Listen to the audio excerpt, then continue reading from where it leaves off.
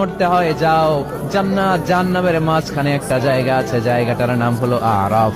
এই আরাফের মধ্যখানে যে দাঁড়া, ওখানে যে মালাকুল মউত কাঁপতে থাকবে। মালাকুল মউত বলবে, আল্লাহ সৃষ্টির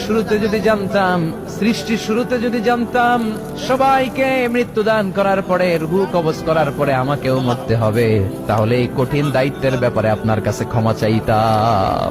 আজকে আমারও যে ভাগ্য বরণ করে নিতে হবে সৃষ্টির শুরুতে, আমি এটা কল্পনাই করতে পারি নাই। আল্লাহ বলবেন, নো টক, মুত ইয়া মালাকাল মাউত, মরে যা, মরে যাও।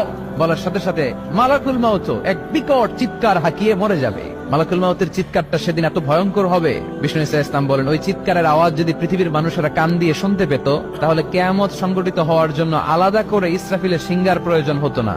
ওই চিৎকারের আওয়াজে প্রতিটা মানুষ কানের পর্দা ফেটে ওই জায়গায় লাশ হয়ে পড়ে যেত। এবার ডানে বায়ে সামনে পেছনে উপরে নিচে কেউ নাই, একজন ছাড়া। জোরে বলতে হবে, তিনি কে?